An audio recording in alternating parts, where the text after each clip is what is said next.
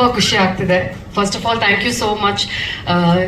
ಒಳ್ಳೆ ಸಂಖ್ಯೆಯಲ್ಲಿ ಬಂದಿದ್ದೀರಾ, ಖುಷಿ ಆಗತ್ತೆ. ಇದೇ ರೀತಿ ನಿಮ್ ಸಪೋರ್ಟ್ ನಮ್ಮ ಸಿನಿಮಾದ ಕೊನೆ ತನಕ ಇರಲಿ. ಐ ಥಿಂಕ್ ಬರೀ ಈ ಸಿನಿಮಾ ಅಲ್ಲ, ಮುಂದೆ ಎಲ್ಲ ಬರೋ ಎಲ್ಲ ಸಿನಿಮಾ ಮೇಲೇನೂ ಇರಲಿ ಅಂತ ಕೇಳ್ಕೊತೀನಿ. And also I'm really sorry, last time ಬರೋಕ್ಕಾಗಲಿಲ್ಲ ಪ್ರೆಸ್ ಮೀಟ್ಗೆ, ಸೊ ನಿಮ್ಗೆ ಕ್ಷಮೆ ಇರಲಿ. I think last press meet ನಮ್ಮ ಸಿನಿಮಾ ಟೈಟಲ್ ಲಾಂಚ್ ಆಗೋದಕ್ಕಿಂತ ಹೆಚ್ಚಾಗಿ ಪಾಪ ಸಾತ್ವಿಕ್ ಅವ್ರು ಬಿದ್ದಿದ್ದೆ ಹೈಲೈಟ್ ಆಗಿತ್ತು. ಬಟ್ ಶೀಸ್ ಡೂಯಿಂಗ್ ಓಕೆ, ನಾವ್ she's a strong girl. Anyway, coming back to the film, ಮೋಡ ಕವಿದ ವಾತಾವರಣ. ಎಸ್, ಮೋಡ ಕವಿದ ವಾತಾವರಣ ನಿಜ ಹೇಳ್ಬೇಕಂದ್ರೆ ನನ್ನ ಜೀವನದಲ್ಲಿ ಮೋಡ ಕವಿದಿದ್ದಾಗ ಬಂದಂತ ಒಂದು ಸಿನಿಮಾ ಅಂತ ಹೇಳಿದ್ರೆ ತಪ್ಪಾಗಲ್ಲ. It's a very special film. ಒಂದು, ನಾನು ಕಷ್ಟದಲ್ಲಿದ್ದಾಗ ಬಂದಂತಹ ಸಿನಿಮಾ. ಎರಡು, ನಾನು ಸುನೀಲ್ ಸರ್ ಜೊತೆ ಆಕ್ಟ್ ಮಾಡಬೇಕು ಅಂತ ತುಂಬಾನೇ ಐ ಮೀನ್ ಅವ್ರ ಚಿತ್ರದಲ್ಲಿ ಆಕ್ಟ್ ಮಾಡಬೇಕು ಅಂತ ತುಂಬಾನೇ ಆಸೆ ಆಯಿತು. ಸೊ ಈ ಸಿನಿಮಾ ಮೂಲಕ ಅದು ನೆರವೇರ್ತು. So I am very very happy about it. ನಮ್ಮ ಸಾಂಗ್, ಫಸ್ಟ್ ಸಾಂಗ್ ರಿಲೀಸ್ ಆಗಿದೆ ಇವತ್ತು. It's a very very special song ನಮಗೆ. ನಿಮ್ಗೆಲ್ಲರಿಗೂ ಆಲ್ರೆಡಿ ಇವಾಗ ಗೊತ್ತಿದೆ ಎಷ್ಟು ನಾವು ಕಷ್ಟಪಟ್ಬಿಟ್ಟು ಶೂಟ್ ಮಾಡಿದ್ದೀವಿ ಅಂತ. ಅದು ನಾವು ರಿಹರ್ಸಲ್ ಟೈಮಲ್ಲಿ ನಮ್ಗೆ ಗೊತ್ತಾಗ್ತಿರ್ಲಿಲ್ಲ ಎಷ್ಟು ಚಾಲೆಂಜಿಂಗ್ ಆಗಿರತ್ತೆ ಅಂತ. ಬಿಕಾಸ್ ನಾವು ಪಾರ್ಟ್ ಬೈ ಪಾರ್ಟ್ ಶೂಟ್ ಮಾಡ್ತಿದ್ವಿ, ಲೈಕ್ ರಿಹರ್ಸ್ ಮಾಡ್ತಿದ್ವಿ. ಬಟ್ ಅಲ್ಲಿ lights and so many technicians ಜೊತೆ ಕೆಲಸ ಮಾಡಬೇಕಾದ್ರೆ ಅದ್ರ ಚಾಲೆಂಜಸ್ ಡಿಫ್ರೆಂಟ್ ಆಗಿತ್ತು. ಟು ಬಿ ಆನೆಸ್ಟ್, ಲೈಟಿಂಗ್ ನ ಹಿಡಿದು ಫೈನಲ್ ಟೇಕ್ ವರ್ಗೂ ಬಿಟ್ಟು 24 hours. ಸೊ ಒನ್ ಸಾಂಗ್ಗೆ 24 hours at a stretch shoot ಮಾಡಿದ್ದು it's not at all easy.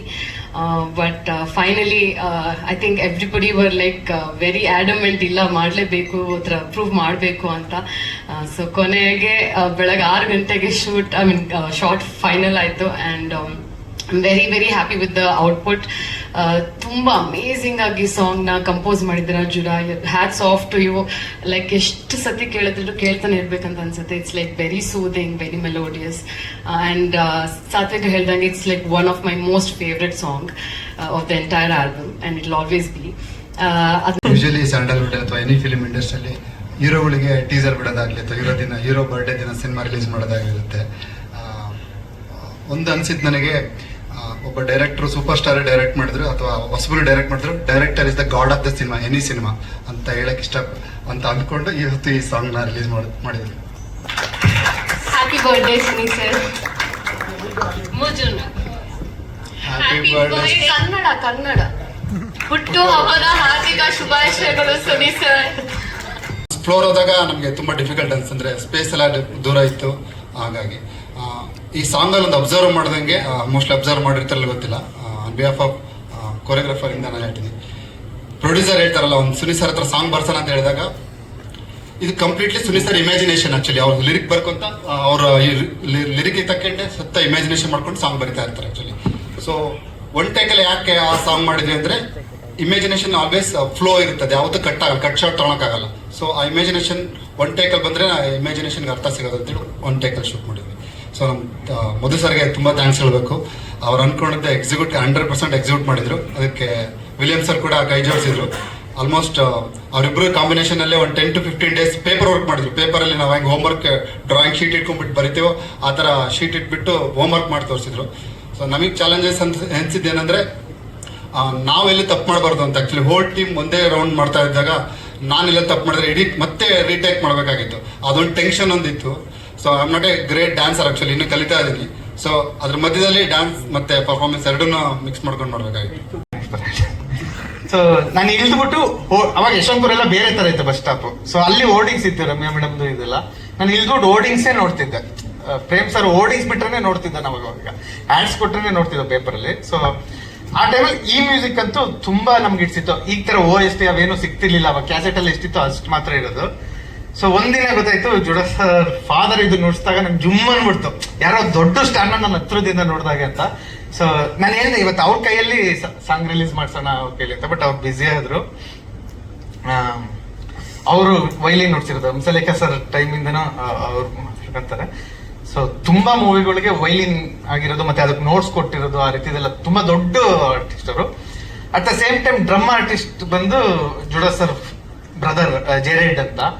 So first ಅಲ್ಮೇಲಮದಲ್ಲಿ ನನ್ಗೆ ಅಷ್ಟು ಗೊತ್ತಾಗಿಲ್ಲ. ಚಮಕಲ್ಲಿ ಯಾವ್ದೆಲ್ಲ ಒಂದು ಮಿನಿಮಮ್ ಬಜೆಟ್ ಅಲ್ಲಿ ಏನೋ ಬೇರೆ ಕಾರಣದಿಂದ ಬೇರೆ ರೀತಿ ವರ್ಕ್ ಮಾಡ್ತಿದ್ದು.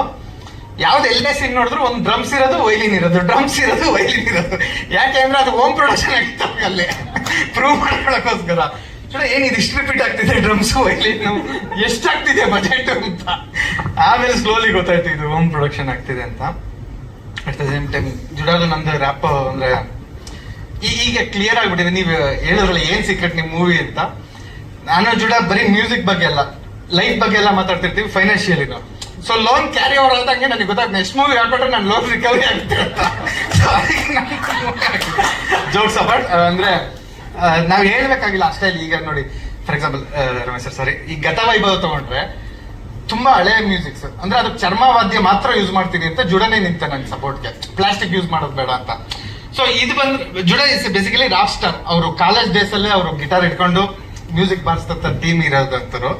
ಸೊ ಅವನು ಮಂಗಳೂರು ಸ್ಟೈಲ್ಗೆ ಹೋಗಿ ಅಲ್ಲಿಂದ ಹತ್ತು ಆ ರೀತಿ ಸಾಂಗ್ ಕೊಡ್ತಾನೆ ಅಂದ್ರೆ ಸೊ ನನಗೆ ಈಸಿ. ಯಾವುದೇ ಕತೆ ಮಾಡಿದ್ರು ಅದಕ್ಕೆ ಜುಡ ಒಪ್ಕೊಡ್ತೀನಿ. ಅಫ್ಕೋರ್ಸ್ ಬೇರೆ ಮ್ಯೂಸಿಕ್ ಡೈರೆಕ್ಟರ್ ಹಂಗೆ ಒಪ್ಕೊಡ್ತಾರೆ. ಅಟ್ ದ ಸೇಮ್ ಟೈಮ್ ಹಂಗೆ ಮಾತಾಡ್ಬೇಕಾದ್ರೆ ನನಗೆ ಎಷ್ಟು ಕನ್ಫ್ಯೂಷನ್ ಆಗ್ತಿದೆ ಜುಡ ಅಂದ್ರೆ ನಾನು ಅವಾಯ್ಡ್ ಮಾಡ್ಬೇಕು ಜುಡಾನ ಅಂತ.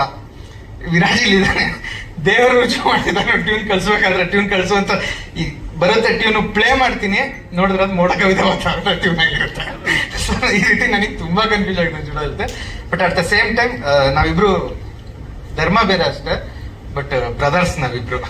ಸೊ ನಮ್ಗೆ ತುಂಬಾ ಅಂದ್ರೆ ಒಡನಾಟ ಇದೆ. ಇನ್ನೇನಾದ್ರು ಹೇಳ್ಬೇಕು ಜುಡ? ನೀನ್ ಹೇಳ್ಕೊಟ್ಟಿದ್ದಲ್ಲ ಹೇಳನ್ನ.